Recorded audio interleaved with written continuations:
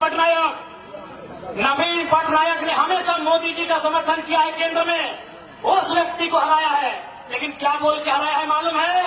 Pandian go back. Pandian नहीं चलतो, नहीं चलतो। कहां? उड़ीसा में। अब सवाल है पांडियन कौन है? नवीन पटनायक कुंवारे हैं, मालूम है ना? जैसा मुझे जानकारी, आप लोग कंफर्म कीजिएगा। नवीन पटनायक कुंवारे मुख्यमंत्री हैं, यानी उनका उत्तराधिकारी कोई नहीं है। उन्होंने तमिलनाडु, दक्षिण भारत के बीके पांडियन को अपना उत्तराधिकारी बनाया है। ये बीजेपी उड़ीसा में क्या बोलती है कि तमिलनाडु का आदमी उड़ीसा में ना चलतो, तो झारखंड का आदमी बोका है, राजस्थान का संजय सेठ चलतो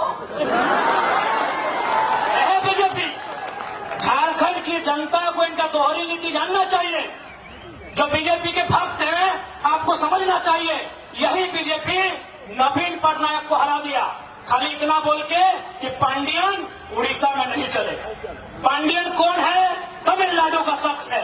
वो नवीन पटनायक जी का सलाहकार था और आज नवीन पटनायक उनको अपना उत्तराधिकारी बनाना चाहते थे। जैसे गुरु जी का हेमंत सोरेन बने, नवीन पटनायक पांडियन को अपना उत्तराधिकारी बनाना चाहते थे और बीजेपी ने नारा दिया, बाहरी नहीं चलेगा।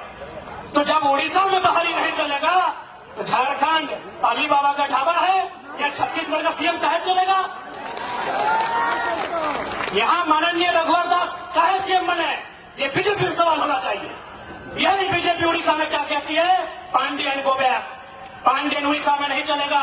पांडियन दक्षिण भारत का है। पांडियन आएगा तो उड़ीसा की संस्कृति पे असर पड़ेगा, उड़ीसा की सभ्यता पे असर पड़ेगा, उड़ीसा की भाषा पे असर पड़ेगा। तो हम भी कहते हैं बीजेपी वालों से, अगर संजय सेठ आएंगे, अगर पीडी राम आएंगे, अगर जयंत सिन्हा आएंगे, अगर राज सिन्हा आएंगे, अगर बिरंची नारायण आएंगे, तो झारखंड की भाषा, झारखंड की सभ्यता पे असर पड़ेगा,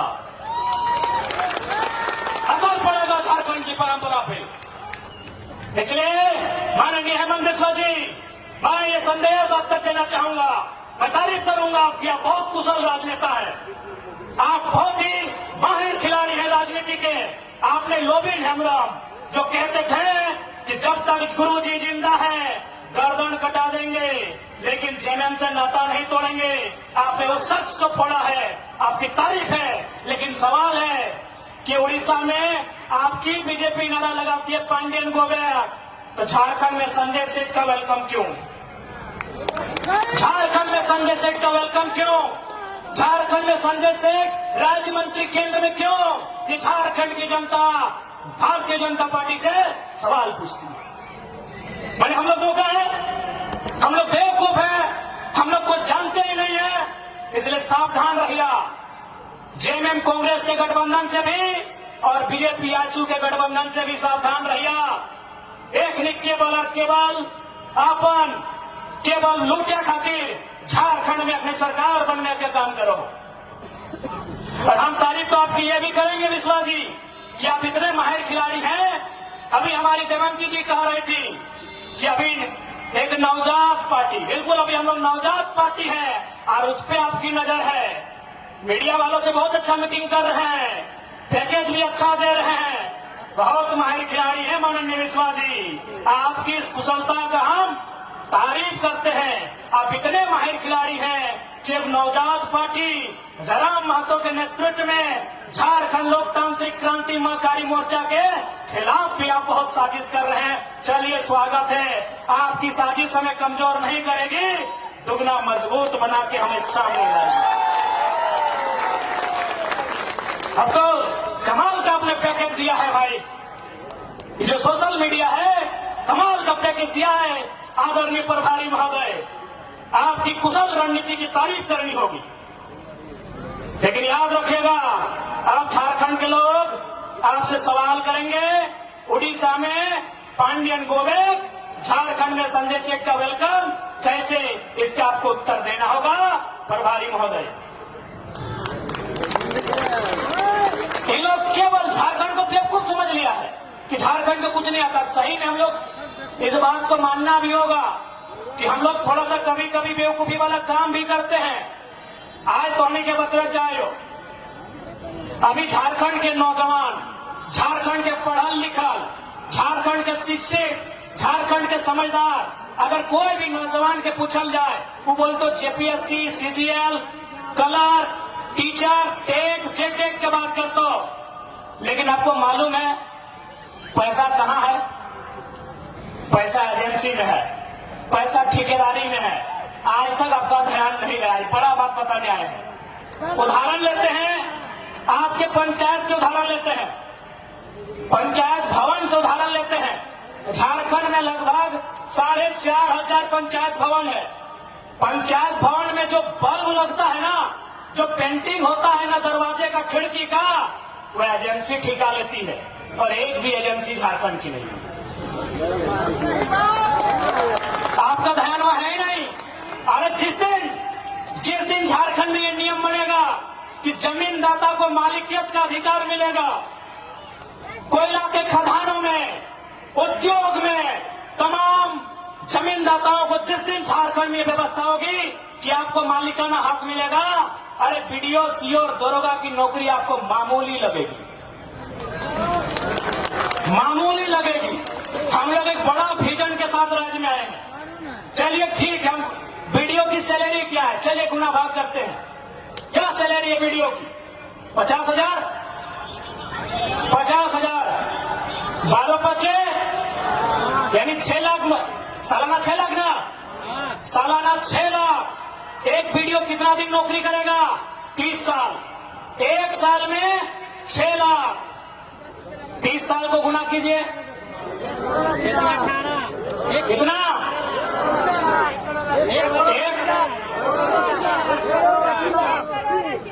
ठीक से गुना कर लिए, 6 लाख गुना 30 साल, यानी 6 लाख में अगर 1 जीरो देंगे 30 का तो 60 लाख। 60 लाख को गुना करेंगे कितना से? 3 से। गुना कर लीजिए, 60 लाख, 60 लाख, 1 करोड़ 20 लाख, 1 करोड़ 80 लाख, यानी एक बीडीओ का जिंदगी भर का महीना कितना हुआ? 1 करोड़ 80 लाख। आपके आसपास जितना ठेकेदार है, जितना Maa Lakshmi enterprises, Krishna enterprises, Ram Lakhan enterprises, Rahim enterprises, जितना भी इंटरप्राइजेज है, जितना भी आउटसोर्सिंग एजेंसी है, जितना कंपनी है, बताइए उनका तनख्वाह कितना? अरे एक टेंडर में उन लोग अगर 10 लाख बचाया तो सोच लीजिए कितना तनख्वाह होगा। यानी झारखंड के लोग कभी दूर तक सोचे ही नहीं है। उनको लगता है बीडीओ का नौकरी बहुत बड़ा है, उनको लगता है सीओ का नौकरी बहुत बड़ा है, उनको लगता है सीजीएल का नौकरी बहुत बड़ा है। लेकिन आप जानिए, आप जो एक बल्ब लगा रहे हैं ना सरकारी दफ्तर में, एजेंसी के माध्यम से लग रहा है। अगर कलम जा रहा है ना तो एजेंसी के माध्यम से जा रहा है। अगर आप बेडशीट बदल रहे हैं ना तो एजेंसी के माध्यम से जा रहा है। जा रहा है कि नहीं? अरे उतना तो छोड़िए, अब स्कूल में प्रिंसिपल सरकारी होता है, फिजिक्स का मास्टर सरकारी होता है, मैथ का मास्टर सरकारी होता है, लेकिन टीटी, आईटी और स्पोर्ट टीचर एजेंसी से जाता है। झारखंड के लोग कभी सोचे ही नहीं, इतना पढ़ा लिखा युवा है, समझा रहे हैं, समझिए। फिजिक्स का टीचर सरकारी होता है, केमिस्ट्री का टीचर सरकारी होता है, खेलने वाला टीचर अभी सरकारी नहीं होता है। आईटी एवं सब्जेक्ट आया है, भान लोग आईटी है आपका, आईटी का टीचर सरकारी नहीं होता है। एवं टीटी सब्जेक्ट आया है, टीटी का टीचर सरकारी नहीं होता है, गार्डनर सरकारी नहीं होता है, वॉचमैन सरकारी नहीं होता है, गेटमैन सरकारी नहीं होता है। कितना कितना लगा है सोच लीजिए। एजेंसी कौन लेती है? एजेंसी। इसलिए अगर हम लोग सरकार में आए तो बीडीओ सीओ का नौकरी में नहीं, एजेंसी में भी झारखंडी को भरेंगे। एजेंसी भी झारखंडी का होगा, ठेकेदारी भी झारखंडी का होगा। आप असल में अपने दिमाग को वहां तक डेवलपमेंट ही नहीं किए हैं। आप अपने दिमाग को वहां तक डेवलप ही नहीं किए हैं। आपने वहां तक सोचा ही नहीं है कि झारखंड लूट कहां रहा है। आप कहीं चले जाइए, कोई भी सरकारी भवन, चाहे वो पंचायत भवन है, चाहे स्वास्थ्य केंद्र है, चाहे उप स्वास्थ्य केंद्र है, चाहे प्रखंड कार्यालय है, यहाँ बीडीओ सीओ सरकारी है, ऑपरेटर सरकारी नहीं है भैया। सही बोला है। यही यहाँ जाइए, बीडीओ सरकारी है, सीओ सरकारी है, पीओ सरकारी है, बीएओ सरकारी है, यहाँ 30 को 32 को अधिकारी है, वो सरकारी है। लेकिन बाकी जितना है वो एजेंसी से जाता है, आउटसोर्सिंग से जाता है, और वो आउटसोर्सिंग झारखंडी का नहीं है, हैदराबादी, गुजराती, इलाहाबादी है। यहाँ लूटा जा रहा है झारखंड को। और मुख्यमंत्री का घोषणा पत्र पढ़िएगा, वहां उन्होंने कहा था कि 25 करोड़ तक का टेंडर, माननीय मुख्यमंत्री हेमंत सोरेन जी ने स्टेटमेंट दिया था, बाकायदा लिखा था अपने कागज में कि 25 करोड़ तक का टेंडर एसटी, एससी, ओबीसी आरक्षण के साथ देंगे, झारखंड को देंगे। नौकरी कितना एक टाइम में, अगर जेपीएससी का बहाली निकलता है तो एक टाइम में कितना निकलता है? 250। एक टाइम में 250 भी कितना? 5 साल के बाद, 6 साल के बाद। एजेंसी नहीं करने से भी 10,000 हमको लगता है कम है, उससे कई हजार है। 10,000 से ज्यादा एजेंसी है, और हमको लगता है 99% बेघर है।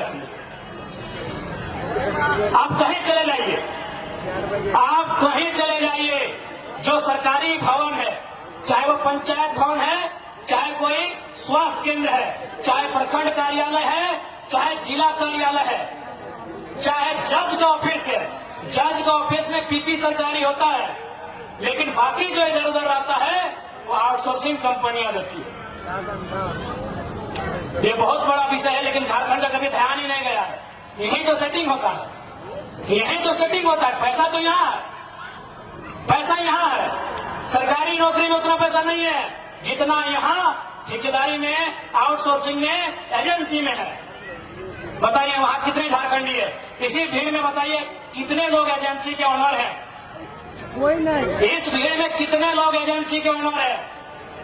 आप बीसीसीएल में चले जाइए, आप सीसीएल में चले जाइए, आप ईसीएल में चले जाइए, वहां भी एजेंसियों को कोयला खोदने का टेंडर दिया जाता है। कहीं संजय उद्योग है, कहीं खेमका है, कहीं आनंदिता है, कहीं त्रिवेणी है कि नहीं?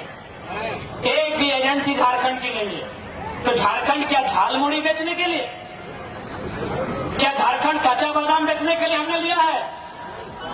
बताइए दीदी लोग। इसलिए आज आपको भी सोचना होगा, क्योंकि आपको भी पॉलिटिक्स को समझना होगा, आपको राजनीति को समझना होगा कि राजनीति क्या है, झारखंड राज्य मिला कैसे है।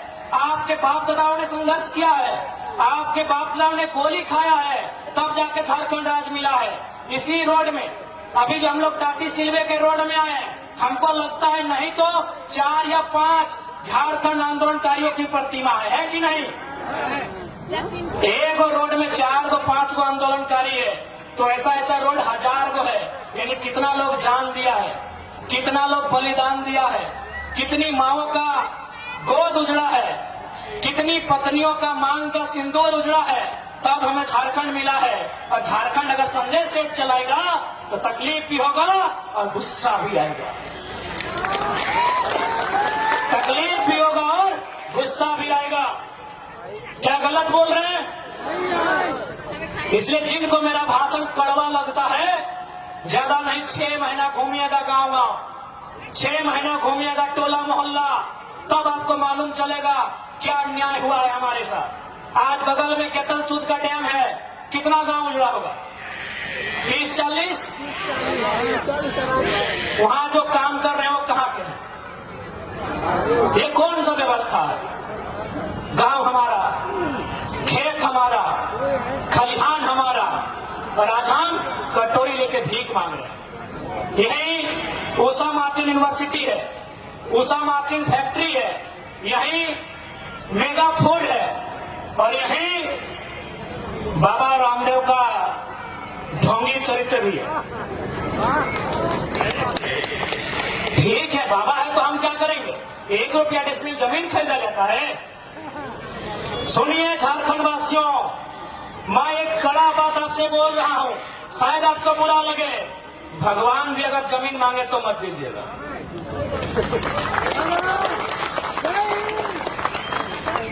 भगवान का आसमान है, धरती का किसान है। मेरी बात आपको बुरा लग रहा होगा, लगे, एक बहुत विद्रोही कवि ने भी लिखा है कि भगवान का आसमान है, धरती किसान का है। भगवान के नाम में भी जमीन मत दीजिएगा। कांके में गौशाला को 108 एकड़ जमीन दिया था, उन्होंने दे दिया डीएवी को। ले दे के आपका जमीन पूंजीपति को जाएगा और आपको भीख मांगना होगा। कोई अगर भगवान के नाम में भी जमीन मांगे मत दीजिएगा। भगवान अगर डायरेक्ट मांगे तब सोचिएगा। भगवान अगर डायरेक्ट मांगे तो सोचिएगा, नहीं तो बाबा रामदेव जिसको लोग पूछते हैं 1 रुपया डिसमिल जमीन लिया है यहाँ। गलत बोल रहे क्या? आवाज नहीं आ रहा है, डर लग रहा है क्या? भगवान अगर डायरेक्ट मांगे, जैसे आसमान में वो बड़ा तस्वीर आया, लगे कि हाँ ये भगवान हो सकते हैं, अगर वो डायरेक्ट बोले कि अनगढ़ा के लोगों ये अनगढ़ा का मैदान हमें दे दीजिए, तब सोचिएगा, अभी सोचिएगा। देना नहीं है, सोच के दे दीजिएगा। भगवान का घर आसमान है, ये धरती किसान का है। क्या गलत बोल रहे हैं? इसी तरह झारखंड का जमीन हड़पा गया है। अगर भगवान जी डायरेक्ट मिलते हैं, डायरेक्ट जमीन मांगते हैं, दीजिए, हमें कोई आपत्ति नहीं है। नहीं तो रामदेव बाबा जैसा शख्स जमीन लूटने में देरी नहीं किया। किस